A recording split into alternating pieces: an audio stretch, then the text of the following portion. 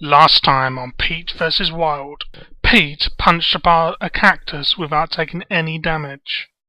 A dungeon is found in the open desert. And a makeshift shelter is built out of compressed sand. This is Pete vs. Wild. After a long and cold night, Pete Grills wakes up at sunrise and sees the sun rising. The temperature can heat up really quickly out here in the desert, and Pete will need to be careful on his journey ahead. He still has his 10,000 Minecraft year old bread and some water, so he has some supplies to keep him nourished throughout the day. Pete sets off on his journey, and today the task for Pete is to get to his boat and then set off home. This could be a long and arduous journey, as Pete has to backtrack on the way he came yesterday. This means going past the dungeon, potential water hazards, many cacti, and also the potential for hostile mobs such as creepers and spiders to jump out of the shade and kill him.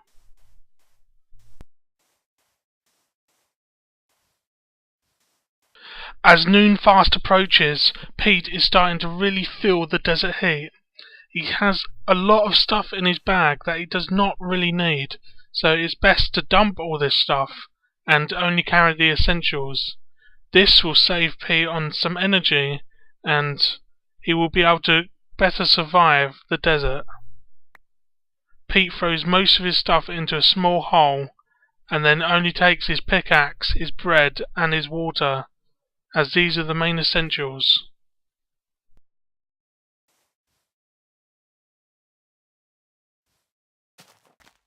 It isn't long before Pete has to drink his water. Pete hasn't drunk much ever since he got to the desert, and becoming dehydrated is fatal out here. So Pete has to take this drink, and this should keep him until he gets home tomorrow. So Pete drinks his drink and sets off on his journey towards his boat. Pete also drops his bucket, as this is unnecessary weight he needs to carry, and also decides to take a lunchtime snack of some bread.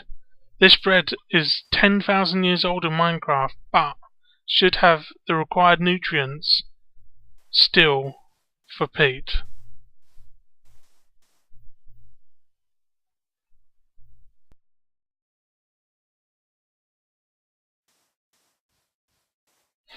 This here is what we're doing. We're building a little shelter. This little shelter will protect me from the midday sun, and well, the midday sun can get over 40 degrees, so having a bit of shade at this time of day is a good thing, as it can save you a lot of body water and help you survive the rest of the journey for the rest of the day. So here in this shade I am a little less hot, and I can survive a bit longer with the body water I have.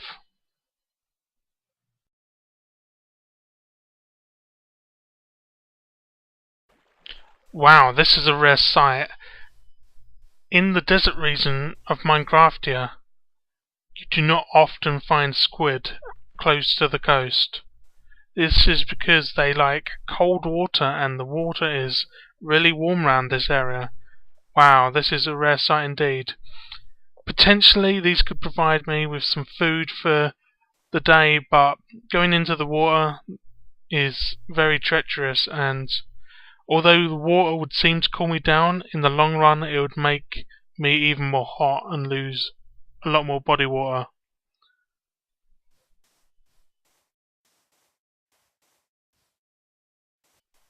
Pete approaches the dungeon which he found on day 1.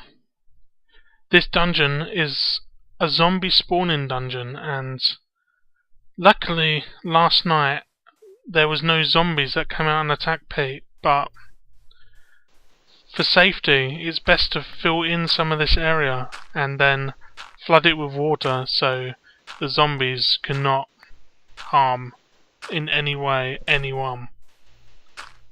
Even though this is out in the desert, someone may come across this at some point. So the first thing Pete's going to try is to fill in this hole with sand. But digging the sand requires a lot of energy, and although he's ate some bread, it's not going to be enough. So the best thing to do, as the water is only blocks away, is to just dig a little canal, and then the water can come flooding in.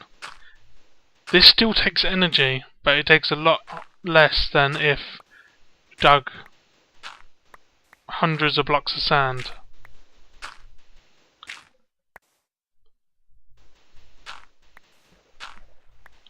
So now the water is flooding in, and Pete is in the water, which is not a good thing. But he's quick to get out, and the water floods the dungeon. Unfortunately, it did not have the required effect, as the water is not deep enough in the dungeon, and to make it deep enough would require probably more effort than digging all the sand. So unfortunately this dungeon will have to stay here like this, and other desert goers are going to have to beware of this dungeon. So Pete gets rid of his remaining sand, as he doesn't want his unnecessary weight, and then he sets about trying to find his boat. So now he's got rid of all his sand, and the sun is closing in, setting, but Pete has arrived at his arrival craft.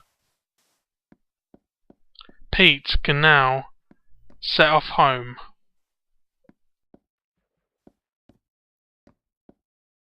So I finally made it back to my boat, and I'm setting off back home. It's a long journey, and although maybe travelling during the night, there is a lot less hostile creatures in the water when you're in a boat than there is on land. So I'm just going to take a long journey back to my homeland on the boat.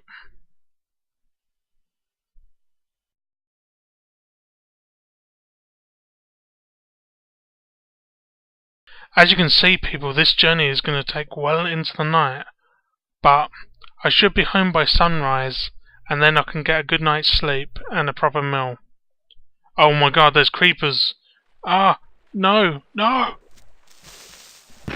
Ah! Is this the end of Pete Grills?